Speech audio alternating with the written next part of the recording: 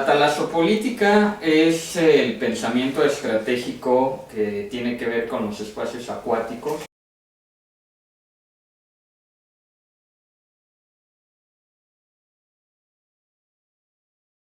Todo aquello que relaciona a los mares, a los océanos,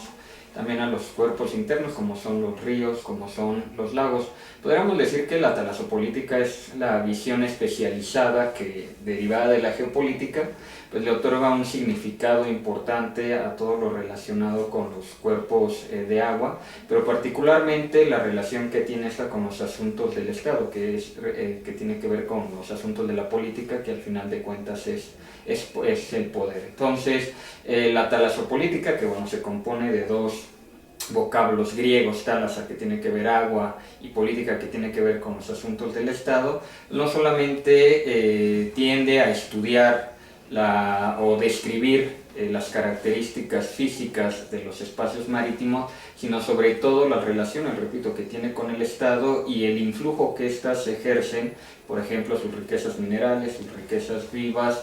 con relación al desarrollo y también al poderío de los estados, atendiendo a que los espacios marítimos pues, es un gran vínculo, es un gran puente de proyección en términos de comunicación, pero también en términos de la adquisición de poder. Podríamos resumir que la talasopolítica sería, o su objetivo principal, es estudiar desde un punto de vista político, es decir, desde el poder, todo aquello que tiene que ver con los asuntos de los mares, de los océanos y de los cuerpos internos, en miras de una mayor proyección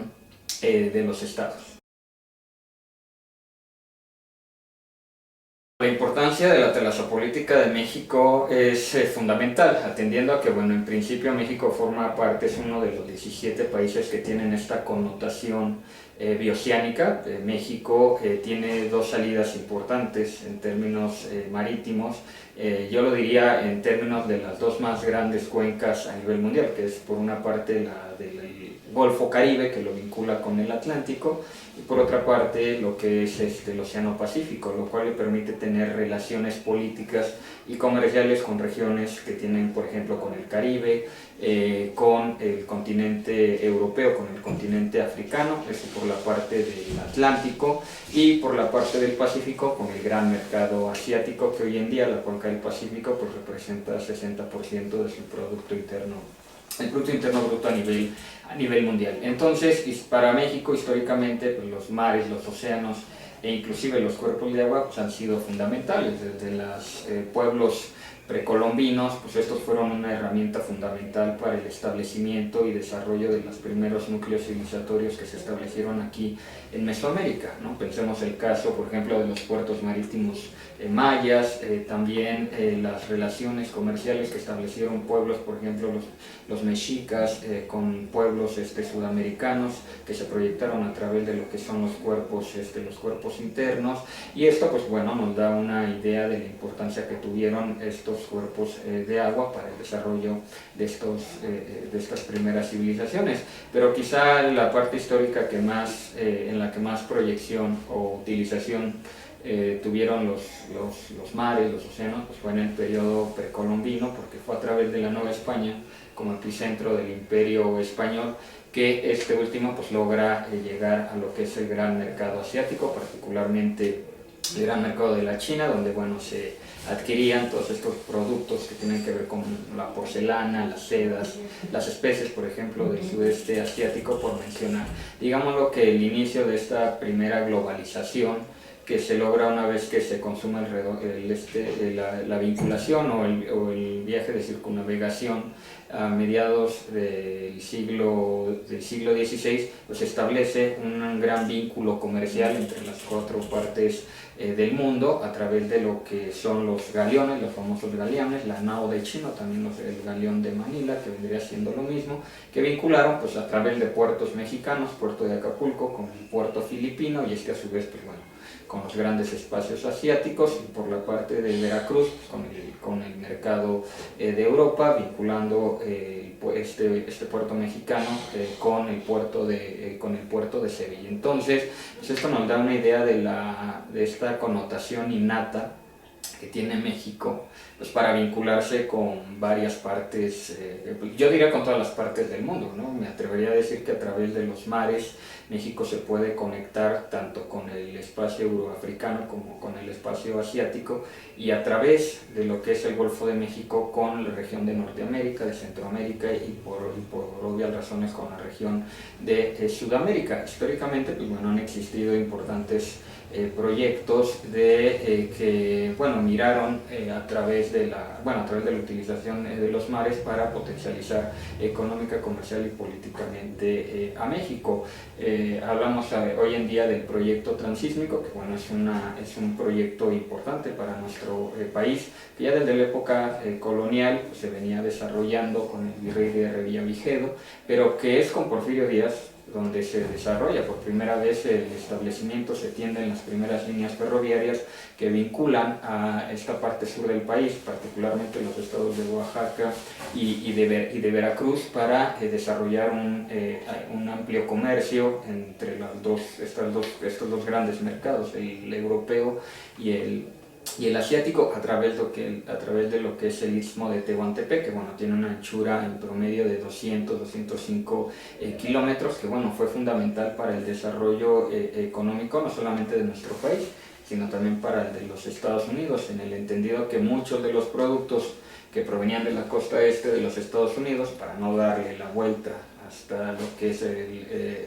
es la Patagonia, pues se utilizó esta red ferroviaria porfiriana que se inicia a principios del siglo XX y cae más o menos entra en desuso por ahí del año 1912, 1913, un año o 2 años antes quizá de la entrada de lo que es el desarrollo del canal de Panamá. Entonces son algunos episodios históricos que nos recuerdan que los mares, los océanos, pues, han sido una pieza toral dentro del desarrollo político, económico de México. Evidentemente los procesos de independencia en un inicio y posteriormente la Revolución Mexicana pues soslayaron un poco el aprovechamiento de estos cuerpos de agua. Desapareció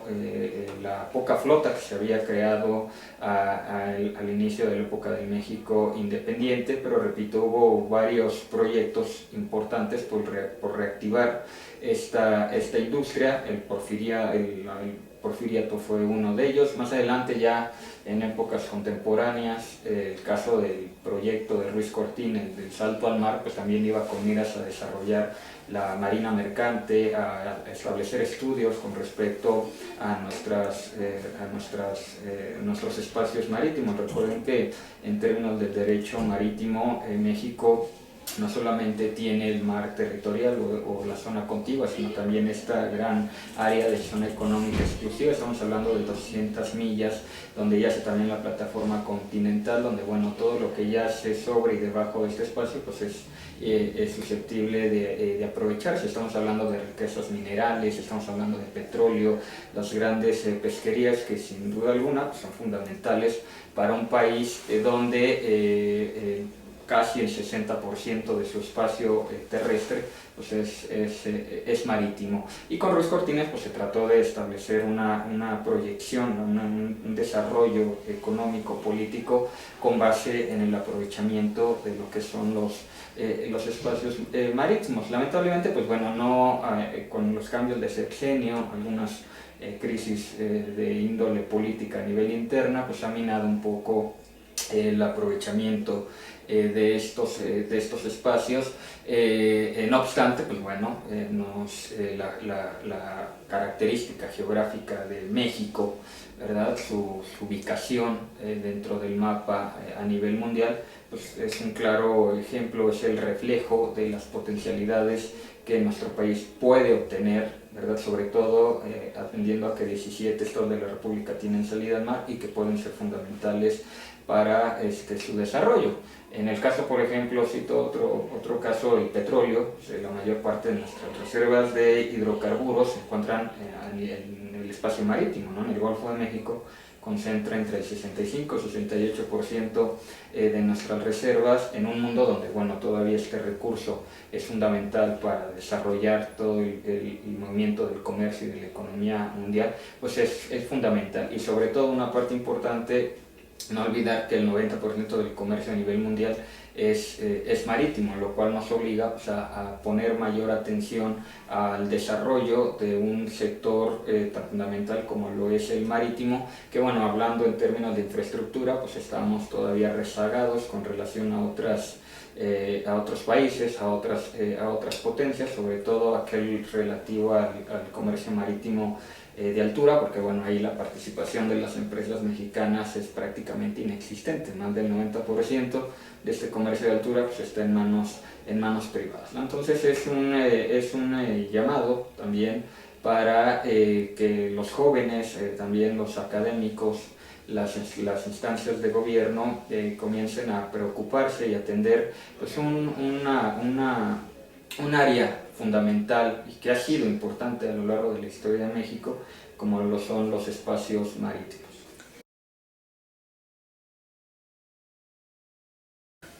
Bueno, el canal interoceánico sin duda es una región que va a potencializar una región como lo es el sur-sureste de México, que sobre todo a raíz de los gobiernos neoliberales, aunque desde épocas atrás, me atrevería a decir desde que México es independiente, pues ha quedado olvidada y desconectada de los proyectos nacionales. Pero llama la atención sobre todo la parte del México neoliberal, porque más del 90% del comercio exterior de este país, es decir, los productos que salen a la venta a otros mercados y que se fabrican al interior de México, pues se focalizan al centro y sobre todo en el norte del país. Esto habla pues, evidentemente de un claro abandono de lo que es esta región en términos productivos, y se deja de lado pues, el gran potencial de biodiversidad, de recursos naturales y también culturales que hay en aquella región. Entonces el proyecto transísmico viene a resolver en parte, pero importante, la gran problemática de rezago social. Algunas investigaciones que han hecho, sobre todo marinos, que es una parte importante del papel de los marinos que han tenido con relación a esta región, mencionan que el tendido y el desarrollo de esta línea interoceánica pues va a reactivar zonas que, repito, anteriormente no estaban vinculadas al comercio de México y sobre todo al ámbito del comercio internacional. Se habla, y esto lo podemos encontrar en estudios como por ejemplo del almirante Lorenzo de Peón Álvarez, que en el tendido de esta región, que repito tiene una extensión de 200 kilómetros más o menos, puede ser mucho más rápida el movimiento de mercancías si se mueven 100 carros de ferrocarril a una distancia de 100 kilómetros por hora, pues puede ser 4 veces mucho más rápido el movimiento de productos de un lado a otro, de una cuenca oceánica a otra, a través del canal a través de la vía de Tehuantepec versus el canal de Panamá. Entonces puede ser una parte importante para la atracción, pues, por ejemplo, de inversión, para que muchas empresas marítimas que participan en el canal de Panamá, que por cierto está teniendo hoy en día problemas de calado, pues comiencen a mirar y a focalizarse en el istmo de Tehuantepec, y esto, pues, por obvias razones en términos de inversión directa e indirecta, va a reactivar la región, sobre todo porque se pretende también establecer zonas económicas especiales,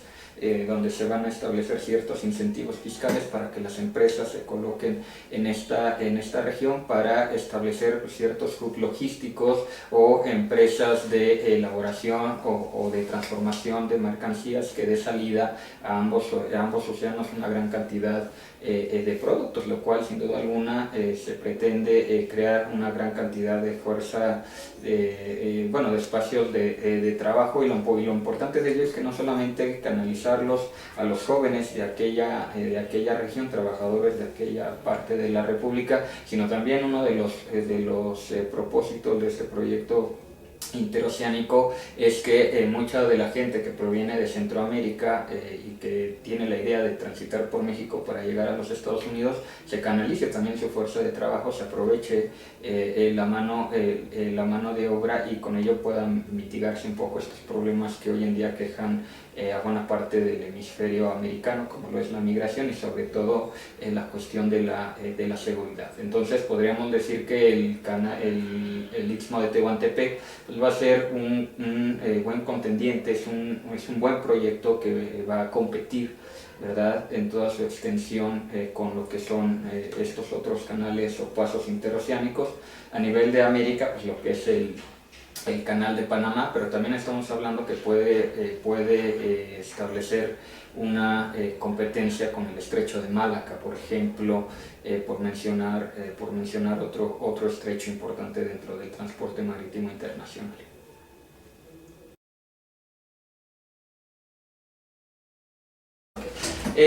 Bueno, yo agregaría como conclusión a esta presentación que los mares y los océanos han sido un factor fundamental para el desarrollo de los pueblos. Los mares y los océanos han sido causa para la construcción de los imperios más importantes de la historia de la humanidad. Por lo menos en los últimos 500 años, las grandes hegemonías han tenido como común denominador el hecho de haber dominado y controlado los espacios marítimos. Me refiero, por ejemplo, al caso de España, Portugal, más adelante los holandeses, británicos y hoy en día los estadounidenses, a lo cual yo agregaría pues, la China con su nueva ruta de la seda y el collar de perlas que bueno, tratan de vincular prácticamente el Asia Oriental con prácticamente todo el mundo, no solamente con el espacio del Índico o el espacio del Pacífico, sino también con regiones, por ejemplo, que tienen que ver con Europa, a través de lo que son aprovechando varios estrechos, como lo es el de Gibraltar, como lo es el propio canal de Suez y evidentemente en América. Dicho esto, los mares y los océanos pues, van a seguir siendo causa y efecto para el desarrollo político-económico de los países y cerraría con esta formidable cita que hace un almirante británico, Walter Raleigh, que él mencionaba que quien controlaba los mares y los océanos, atendiendo que es el espacio que vincula todos los rincones del mundo, estamos hablando que 70% del planeta Tierra son mares,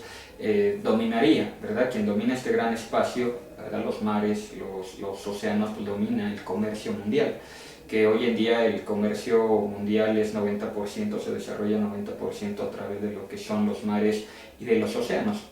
En este sentido, continuando con la cita, quien domine los mares, los océanos, domina el comercio del mundo y evidentemente quien domina el comercio del mundo pues domina sus riquezas y quien domina sus riquezas pues domina los destinos de las naciones. Esto nos pone en alerta para un país bioceánico como México, donde menos de una tercera parte de su comercio es por vía marítima, que dé la vuelta, ¿verdad?, y mire a sus grandes fronteras marítimas como lo es el Pacífico, más de 7.000 kilómetros, o el Golfo Caribe, que son más de 3.000 kilómetros de litorales, donde evidentemente hay una gran riqueza para potencializar, ¿verdad?, el desarrollo no solamente económico, sino sobre todo social de nuestro país.